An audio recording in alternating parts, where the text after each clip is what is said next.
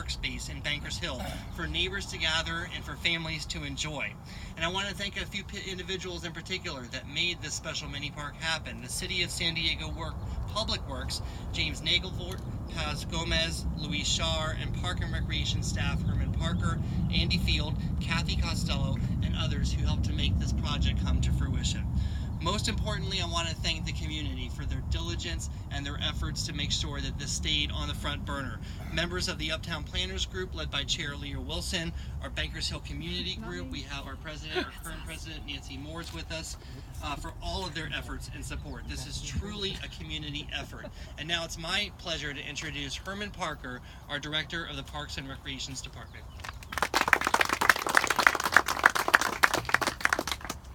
Well, thank you guys, and thank you, council members. Indeed, an honor to be here. And I got to tell you, as a park and recreation professional, it's just so gratifying to see these new facilities open throughout our community, but especially here in Bankers Hill, because there's a real need here for this type of facility, another public gathering space. So we're just thrilled to have this park site come online.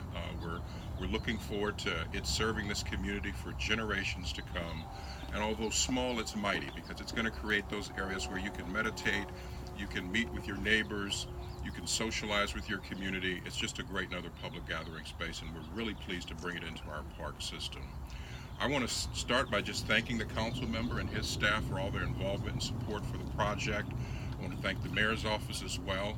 Also our park and recreation staff for their involvement and support.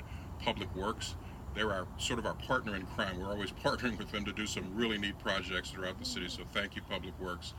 But last but not least is the community. You make it happen, and we're here to serve you, and we're here to provide these wonderful spaces that you want. Sometimes it takes us a little while, but we get there. And I just want to thank you guys for your patience, for your understanding, and I'm just so thrilled to be able to deliver this to the community. This is why I do what I do, is to provide these wonderful spaces for the community, so thank you. With that, I would like to introduce our next speaker, Mr. Jim Kendrick from the Air and Space Museum. Jim. Well, certainly thanks for including us this morning at the Air and Space Museum. People like Waldo really count. We know that we live in a community that has a very, very significant aviation and aerospace history and legacy to it. I'm going to go through a couple things here just to make you aware about some of his attributes, because Chris started out mentioning that excuse me, at the youngest age 15, he built and flew his first glider, and of course we know that it was right here, and of course that was July 1, 1909. So he really was out there amongst them when people very candidly were dying trying to get airborne. You know, the Wright brothers back in 1903 on December 17, they only flew for 12 seconds and 120 feet. And so it wasn't much, and it really took 2 or 3, 4 years after that where we really had an airplane that could take off, land, do a 360-degree turn, and actually look and fly like an airplane. Later on in 1910, he and a gentleman named Kenneth Kendall built a powered airplane to fly in the Los Angeles Dominguez Air Meet. They didn't get the airplane done, but they eventually did fly it. So 1910, 1911, he's actually flying his first powered airplane. And you can look at 1909, he's only 15. You know, this guy was out there amongst them doing some great things. He was a Berkeley grad in studying engineering. He later on, at the beginning of World War I, became the head of the Department of Theory of Flight at the U.S. Army Signal Corps for their military aeronautics. Now, once again, this is still a very, very young person at the beginning of World War I, and to have a role like that is very, very important to certainly San Diego, but to our war effort. 1927, he became the chief experimental engineer for the Bach Aircraft Company, builders of a light trimotor. If you've been in the museum lately, you'll see the Ford trimotor that we have. So there was really an interest in using 3 engines early on, and Waldo was one of those. He would win the air transport race at the National Air Races in Cleveland in 1929, flying one of the planes that he had built. Later that year, he broke the 1,000 kilogram load carry record, which was once again as airplanes were trying to increase their payload, increase their capacity and what they could do. You know, this was certainly more important for the future of aviation.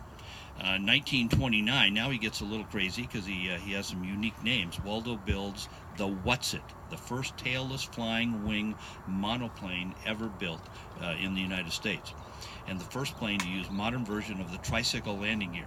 How many people here have ever flown an airplane yourself? You'll know the importance of tricycle landing gear versus the tail dragger was extremely significant from a safety standpoint. He ultimately built what was called the aeroplane, spelled arrow like an arrow, which he further developed into the aerobile, which was really the first version of a flying car. So when we look at people, how many people ever went to the World's Fair in Seattle in the 60s? I happen to, because I'm from the Northwest, and you know, they've been telling us we're going to be flying to and from work in cars, you know, our whole lives. So I'm counting on this, but here's certainly the first effort towards that. He continued to produce aircraft designs and construct the early Chinook and Curtiss type. You know, Glenn Curtiss sold the first Triad, the first airplane, to the United States Navy right here in San Diego at North Island. He passed away when he was 82 years old. He was inducted into the International Aerospace Hall of Fame at the museum way back in 1968. So it gives you a little bit of perspective of this guy who really fits into all these categories: pioneer aviator, aircraft manufacturer, engineer, barnstormer, inventor, and test pilot. So I'll tell you that I think this park is in just the right spot and certainly just the right community. So I would say for all of those who participated in this effort, thank you very, very much on behalf certainly of the museum, but really our community.